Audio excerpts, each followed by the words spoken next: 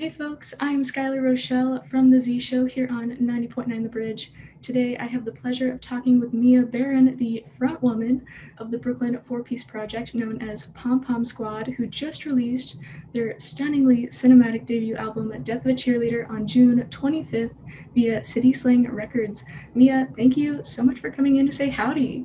Thank you. Howdy to you as well. So, how do you feel about the response you've gotten from folks since the album's release? It's been really surreal, honestly. I think I have the kind of anxiety where I just prepare myself for everyone to hate everything I do. So I think when people like it's like even better. You know what I mean? Yeah. I was just listening to the album yesterday, and it's just such an incredible project. I love it so very much personally. Um, and I feel like I recently saw you did something with Rolling Stone, which is like huge. Yeah. That was definitely one of the crazier moments of this whole thing. Yeah, I feel like that's definitely, kind of the dream, or at least a dream. Sort of. Well, I mean, I not sort of, definitely, but I remember like watching Almost Famous with my best friend in high school, and it's like being Rolling Stone is like the biggest deal, you know. Yeah. Well, I mean, go big or go home, right? That's what I always say. And so you also signed with City Slang during the pandemic, which I feel like is super wild and just like a very unique situation. What was that kind of like? Yeah, City Slang is just the best. During the year before the pandemic, we were still kind of baby band, and we'd gotten a booking agent right before everything happened, and we had done our first show across the country in San Francisco, and we're supposed to go on these two tours and start by doing South by Southwest, and all of a sudden just I mean, we all know the story by now, everything fell through. But also around that time, the EP, we did an EP called Ow, was getting enough interest that labels and industry people were just kind of starting to uh, be interested and want to have initial conversations. But after everything got canceled, like everyone just fell off the face of the earth. And suddenly it felt like we were in the middle of this big moment that just suddenly was gone. Like everything that we had been working towards was gone. And City Slang was actually the only label that was like, hey, we're still interested in working with you, and we still like you, and we're still here, and we still care. So I definitely hardballed them because I went to school partially for music business, and I'm very extra about contracts. So after a lot of hardballing, we had some really productive discussions, and it ended up working, and I love them. I feel really lucky that they trusted me to make this because my pitches were pretty unhinged. That's so awesome. And I really respect the heck out of, you going in there and like knowing what you're worth sort of a thing and playing that hardball, I think. Thank you. Yeah, that definitely should be more of a thing, I feel like.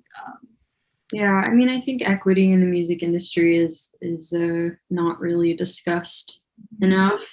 Um, it's kind of like Hollywood, where there's this unspoken rule of, well, if you don't take it, somebody else will, and there's not enough room for everyone, and it's very toxic. It's a very toxic way to approach this because there is room for everybody. There's so many resources to go around; they're just not distributed well enough.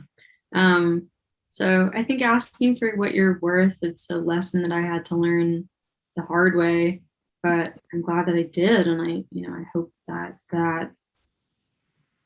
continues. It's like a trend that continues among like smaller artists.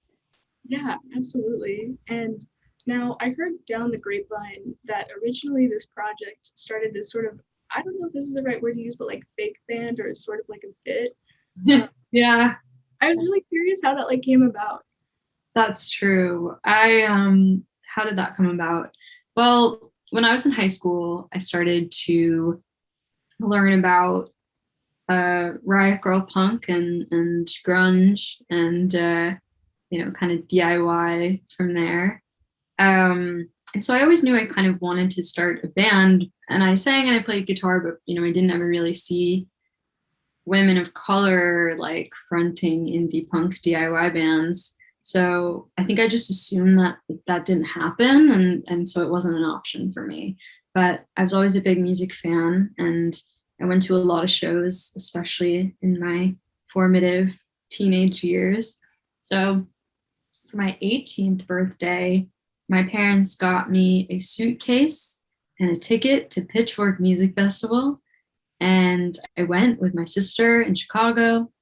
And I met this dude in the audience who was kind of like, I have a band, and I have this habit, or I used to have this habit of like, I don't like letting people big man me. Like, I don't, it really, I don't know. I'm the worst type of personality where if somebody's trying to big man me, I'm like, oh yeah, like I have a band.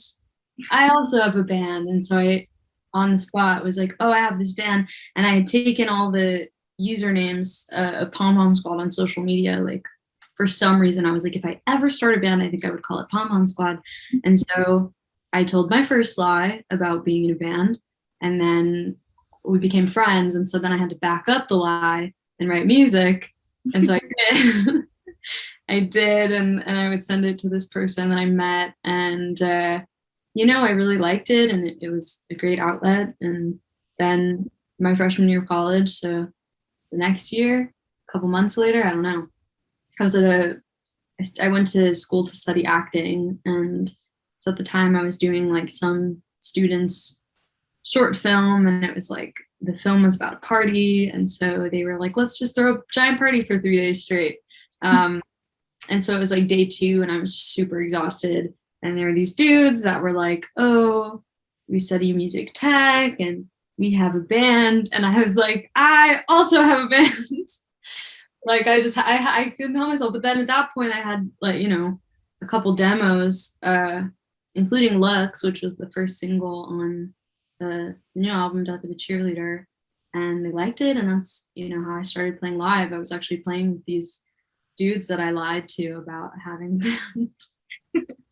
That's such a good origin story. Oh my gosh. Yeah, it's because I have too much ego is basically the origin of Pom Pom Squad. So for this record, would you consider it a coming of age album?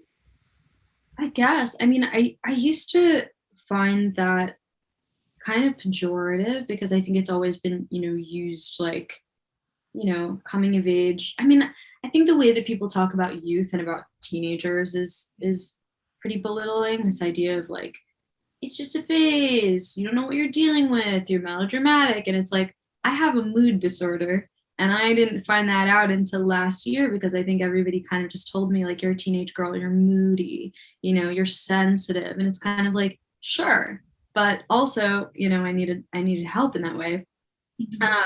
And so when I hear coming of age, I think I used to have this association with it being less than, but now I realize it's like I'm in my early 20s. I'm coming of my early 20s. Like, I think you can have a coming of age at any point in your life. And I think, yeah, in a way, this time that I was writing about was definitely a coming of age. I was realizing a lot about my queer identity and my identity as a person of color, and just, my identity as a person with a mood disorder. Just like having a lot of big moments in my life that I wouldn't have been able to process when I was a teenager. And I think, that is its own coming of age in a way. Yeah, I really love that.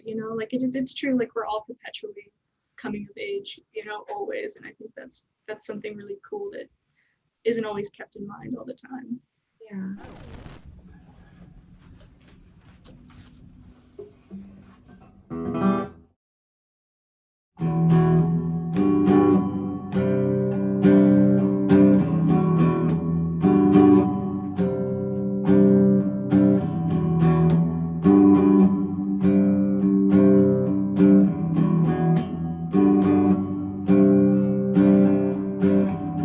You always know how to make me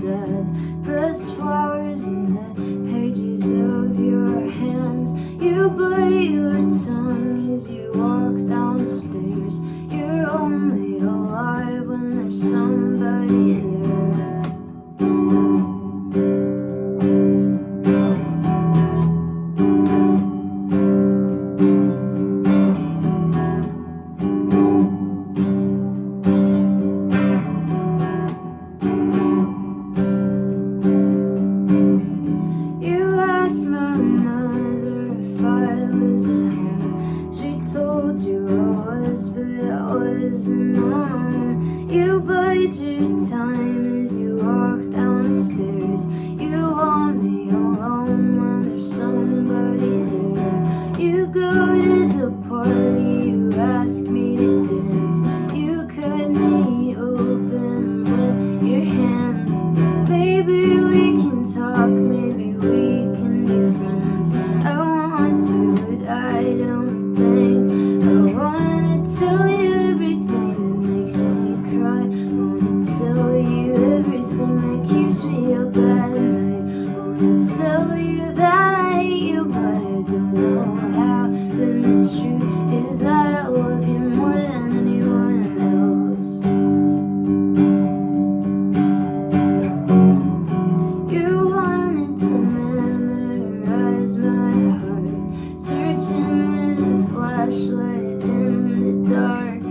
And what you found I already knew. The brightest thing inside was you.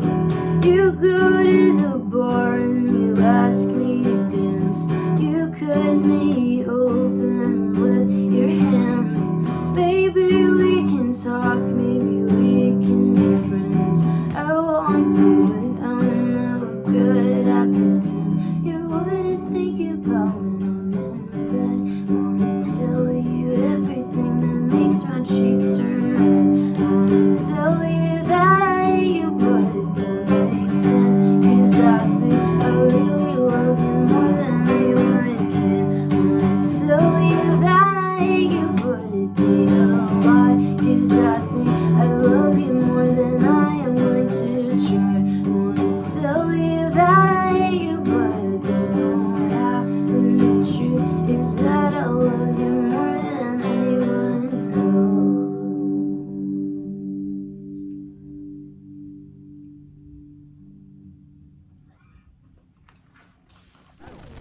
So after high school, you went to NYU for acting, but ended up transferring to music school, which is awesome. Having experience in those two forms of art, both film and music, what specifically draws you to them individually? Well, I think initially I was drawn to acting.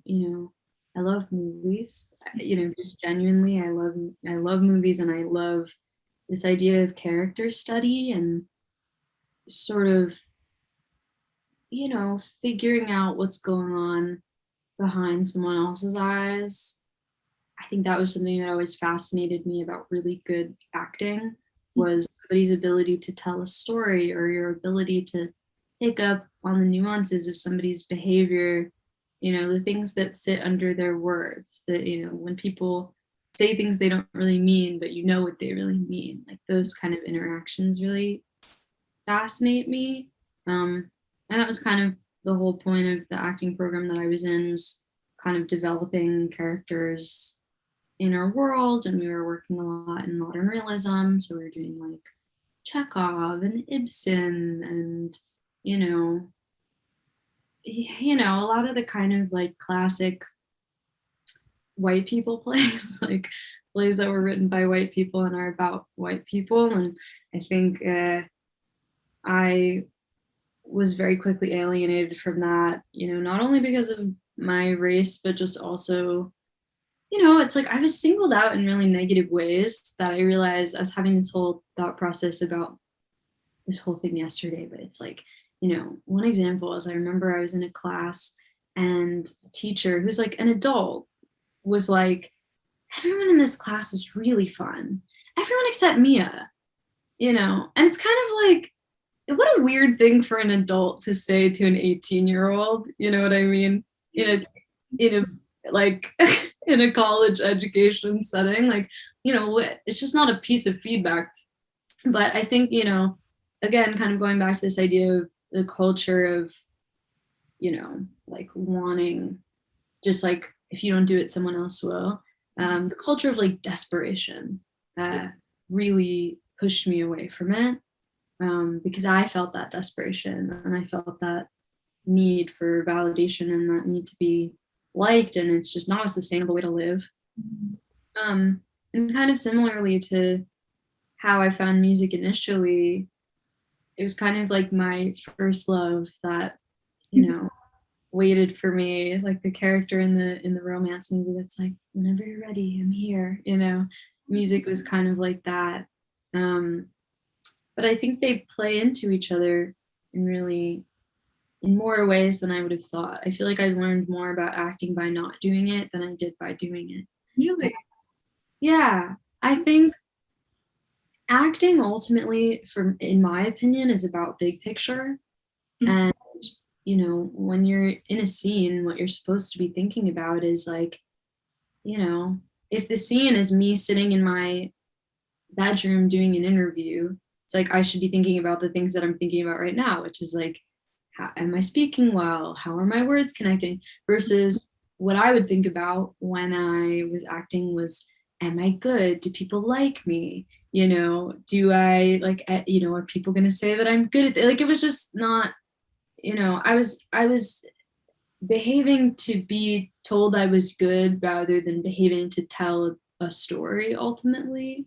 And it's kind of like, I was in a class once where they were like, you know, for a movie, the method of communication is a shot. So you can have movies without any people in it, but the story moves along as long as the shot changes, you know, or as long as the action changes. A play, the method of communication, well, sorry, not play, a book, the method of communication is a word. You know, like if you're reading a book or if you're reading a script, you can't tell the story without words. Versus like if you're watching a live performance, like the method of communication is an actor, you know, unless you're just like watching an empty stage. So it was like, I didn't think of myself as a method of communication. I thought of myself as like an individual who needed to be told that I was good at this to, you know, to be able to be good at it. And it's just not healthy. And I think in music, as I started to develop Pom Pom Squad, you know, one, speaking in my own words was really important for me, singing in my own voice, dressing the way I wanted to dress. You know, I'm worrying less about if people thought I was good and more about what I wanted to say. And I think the stakes at a certain point felt so low. I'm definitely a perfectionist. And so you know, before I did my first show, I was like practicing in a mirror, like really going all in, but I wasn't doing this to be a professional musician at the time, you know? And so it was just a really pure form of creative expression for me. And I think it was a really important part of me finding my autonomy as a young adult, coming of age, coming of my early 20s, coming of my very early 20s. But yeah, I think what draws me to both is that they play into each other. You know, ultimately what it's about is telling a story and digging into a personalized experience, whether it's your own or someone else's. And, you know, when you put that into the world, like letting people perceive it however they want. But what matters is the internal life. And I think working on music has put that into focus for me. That's wonderful. And I think that's really cool. And I think it's really awesome that you are able to combine both of those kinds of art forms within this project. Thank you. Yeah, this album is just so incredibly like cinematic in like the musical element, like lyrically and visually. And I was very curious how you felt about combining your music with like music videos and what that kind of adds to what you're saying and the overall message within this album. I think even before Pom Pom Squad was the band where I big manned people to bring it into existence. You know, when I initially thought of the name, you know, I've always been really inspired by girl groups, and you know, I think because Riot Girl was an early intro for me, I loved the idea of starting a band that was just as strong aesthetically as it was musically. So they've always worked hand in hand for me. I think, you know, the process that I hear most often is people write a song and then, you know, they come up with a music video idea later. But I feel like while I'm writing, I'm kind of already thinking about how everything is going to feel visually. It's almost weird to me if I can't come up with a visual until after the song's written. I'm sure that's going to happen in the near future for me. But with this project in particular, everything really worked pretty, what's the word I'm looking for? It was a very symbiotic relationship. Like everything fed everything else. Yeah, for sure. I get that. So would you say you're like a very visual thinker? Yeah. Yeah. Definitely. And it's wild because like you pay a whole lot of like homage to films that you're a fan of, like The Virgin Suicides, Pink Flamingos, But I'm a Cheerleader, and like tons of others. And you also like sample a whole lot of tunes. Which is Yeah. awesome. Thank you. Yeah, it's really cool to see that, especially as like such a prominent portion of the album and stuff like that. It makes me really happy that people get that, because I think that was something that I was worried about. And I think there's there tends to be this conversation about like copying and stealing, and I think for me, I created what I couldn't see myself in, and because so much of my early introduction to visuals and art, were through these movies and plays and stories that I loved so much, but I didn't see myself in the Virgin Suicides, like I wasn't a pretty white girl, who had, it's like obviously male attention was not the point, and it's actually quite the opposite of the point of the book. But when you're a teenager and you're kind of watching it on the surface level and you just see like pretty girls who have this mythology and people love them and people are obsessed with them, it's like I grew up not ever thinking that I was attractive or like worthy of attention. And I think that was also compounded by media, growing up with like 17 magazine and watching, it's like I can't think of any of the shows that I grew up with right now, but it's like all the teen shows. It was typically, like thin, white, conventionally attractive young people. And because I didn't fit that, the way that I grew up at the time, like it just made me feel like there's no room for myself anywhere.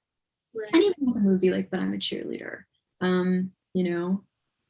I don't look like anybody in that movie. My experience was never like anyone in that movies, other than being femme and gay. But it's like you take those grains, the Virgin Suicides, like dealing with depression in a similar way to the girls. Like you take these little breadcrumbs, and for me, direct reference is such a huge part of my work because it's my way of like putting myself inside of the art that I've always loved, because otherwise I don't know how to exist in a way. I like grew up on pop culture, and it was always my model for everything.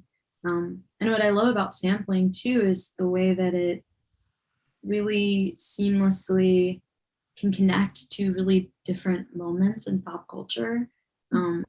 Like the example I always use is when Frank Ocean sampled Elliott Smith. Oh yeah. Like that was such an iconic moment. And I remember like hearing that and just crying because it feels like two completely different worlds. But, when you really think about both of them, like they're not all that dissimilar. Like it's just a genre difference and obviously a time period difference, by just this slight amount.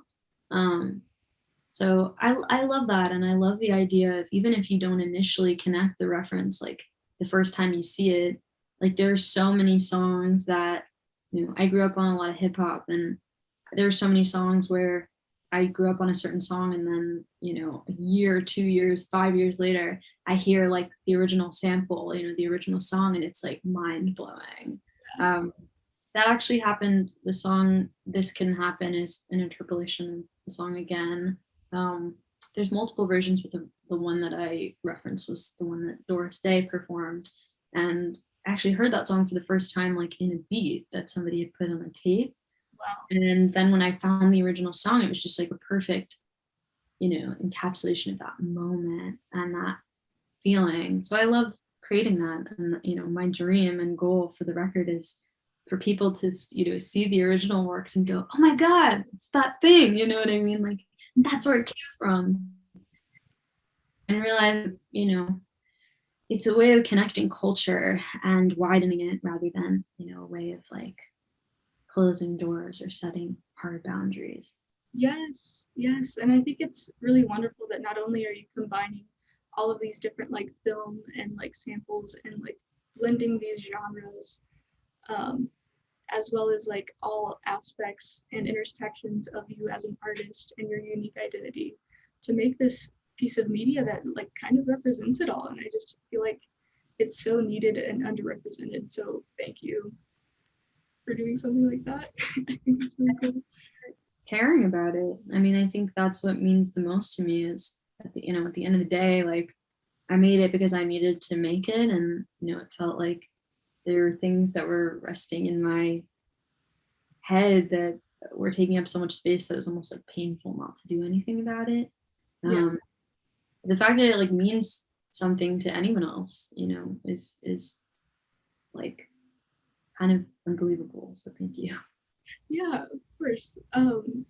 And as far as that kind of goes, when I was preparing for this interview, I came across another where you talked about really like enjoying looking out onto the stage into the crowd just to like see people just like sobbing, which I find really wonderful. And kind of a wild question, how do you feel about crying as like an emotion or act? It's awesome. I think it's great. I mean, crying as an emotional act, it's like, I think it's a really physical expression of catharsis. Like, when I think of catharsis, sometimes I think about like smashing someone with a baseball bat, but it's like, that's me physically acting on something else. And it's like your body is acting on itself to try to release something that exists in here, and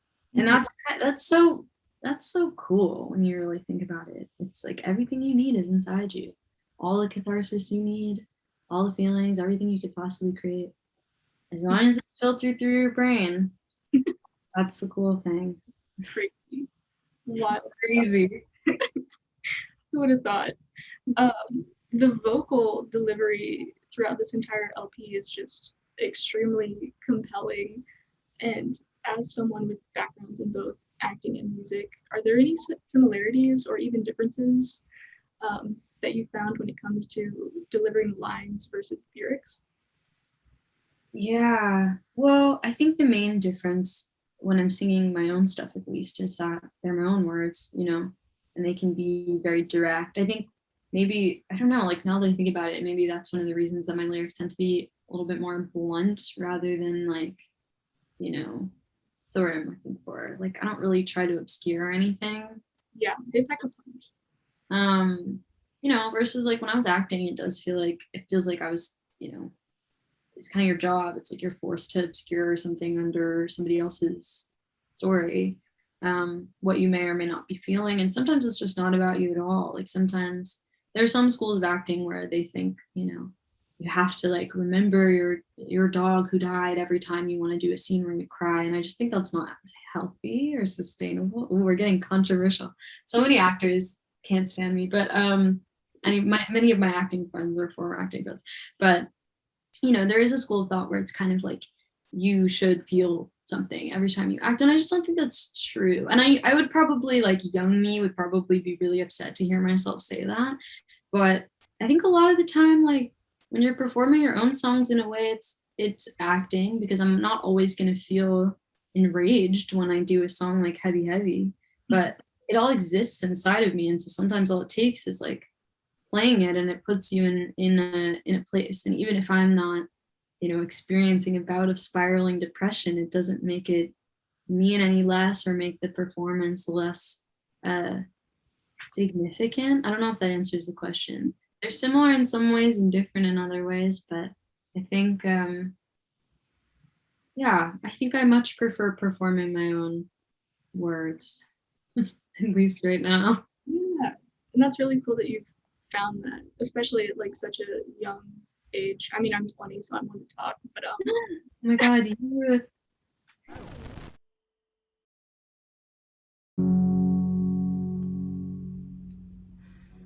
We laughed all the way home, and I knew that we couldn't just be friends.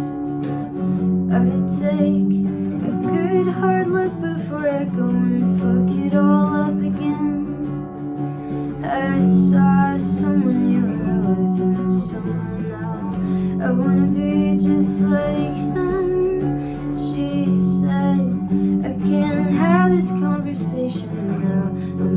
exactly what she meant, 'cause I second that emotion. I second that emotion.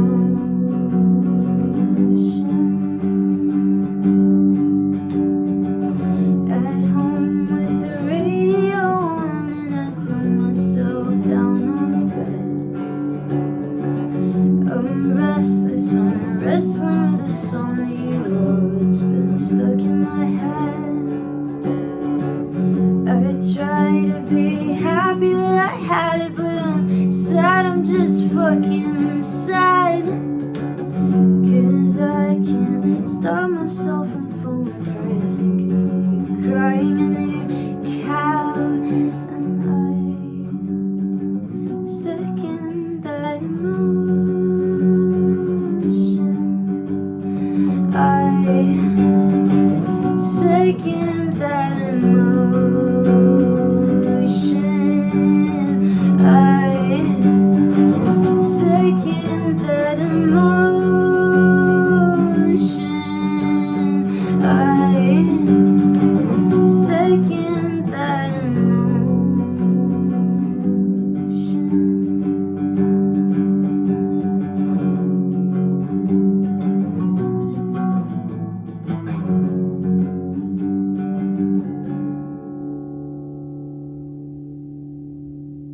What I really love about Death of a Cheerleader is that sort of like vocal dynamicism, dynamics. You know what I'm saying? I trust you. Thank you. That comes with blending those very orchestral cinematic moments with more punk or grunge styles. And I feel like that combo is rarely seen. I mean, if ever, I guess until now. What made you want to bring those two together? Well, I think grunge and punk tends to be my mode in general. Like, it was my intro to music, and so when I write, I think naturally it goes to that place. But especially during the pandemic, I was listening to a lot of Motown and 50s and 60s novelty songs, and I was listening to a lot of girl groups. I was listening to a lot of jazz standards, and it's kind of like perfect songwriting, you know? Those melodies are just so incredible, and this idea of pop music is this big orchestral scene. I don't know, it's very touching. Something about songs from that era always makes me want to cry, and immediately puts me in a place that feels ungrounded in reality. Mhm. And I think the difference between punk and that for me is whenever I would write before, I was always thinking about, well, how do I bring this into a band practice, and how do I translate it onto stage versus, you know, there was no stage in the near future, or at least it seemed that way. So I got to experiment with writing stuff that had nothing to do with physical space, which was like an exciting prospect. So I think bringing them together felt sort of natural, but once I figured out that was going to be the crux of the album, it was also fun to move around, you know, what songs could tell the story and in what order, and how many were straight, you know, Motown, and how many were straight grunge, and, you know, how many were like somewhere in the middle. It was a really fun process, and it was really weird. And I think in the vein of using homage to bring in all these things that I love to the project, it was sort of similar, you know, like bringing so many genres of music that, you know, meant so much to me into this one project. I think that's so awesome, and like it's just so rad that it's not just one thing. Like it's all of these things. It's very like multifaceted, which is very refreshing to see and very awesome. Thank you. Yeah. And so in making this album, you co-produced it with Sarah Tujen of Illuminati Hotties, who I feel like is just an incredible powerhouse in that sort of realm. What was that like? Yeah, I would definitely describe Sarah as a powerhouse. Absolutely. She's also just really skilled. Like it sounds simplistic, but she has a really vast tool belt to grab from, and she knows how to use it. It was really amazing to work with somebody who just brings that much savvy, and we seem to have really similar what's the word I'm looking for? We had really similar influences and ideas, and in our first conversation we were talking about Phil Spector and this idea of the wall of sound production style, which also plays into the kind of like throwback aesthetic of the record in some ways. But we really worked together to make something that didn't sound like a band in a room, yeah, working with Sarah was great. I feel really lucky that, that collaboration turned out the way that it did. And I think I also feel really honored to be the co-producer with somebody like her, Yeah, absolutely. I mean, that's huge. I feel like producing is always, I don't know, I think it's really cool that you and Sarah both did it instead of, taking it to like, a straight white man and being like, hey, produce this, like I think that's sick. Well, yeah, I mean, I said it a little bit before, but I went to a program called Clive Davis at NYU, which is like music business, performance, music production, journalism, musicianship, a couple other things, but it's really multifaceted. And specifically, I wanted to go to learn how to produce because that was one of the areas that I hated relying on people. It felt, I didn't have the language, and there's a lot of jargon, when it comes to production, which makes it feel a lot less accessible than it is. So being able to have a part in that process, and having done the pre-production myself, it's just, I feel really accomplished. I feel really proud of myself, and it's like a skill that I want to continue to hone. And Sarah was really inspiring to watch in that way as well. Yeah, that's so good. You mentioned the aesthetic of this album, which I feel like needs to be mentioned because it is so freaking rad. And I really wanted to touch on the album cover. Could you talk a little bit about the significance of that image? Yeah. Well, I knew that I wanted the record to be called Death of a Cheerleader, and kind of had that title sitting in my back pocket for a while. Or I knew an eventual album I wanted to call Death of a Cheerleader. And when I started writing some of these songs, I think Be Good specifically was the one where I was like, this is a cool idea, and I want to do more of this. I was thinking a lot about that time, a certain time in my life, that time, as if everybody knows what time. I was thinking a lot about a certain time in my life where I was coming to terms with my queer identity in a way that I never had before. And part of that was kind of waking up one day and realizing I was not living a life that was designed for myself. Meaning I had designed my life around a white beauty standard and an aspiration for male attention, and things that I'm still fighting against in certain ways, but that I don't want, that ultimately, like, I don't want to aspire to whiteness or to masculine validation. And at the time, I was also thinking a lot about texture. I think the first thing I said to the band is I was like, I want to make an album that sounds like red vinyl and red velvet. And they were like, okay. So I was thinking a lot about texture, and I was thinking a lot about, I was watching a lot of RuPaul's Drag Race. I was watching a lot of John Waters. I was watching a lot of David Lynch.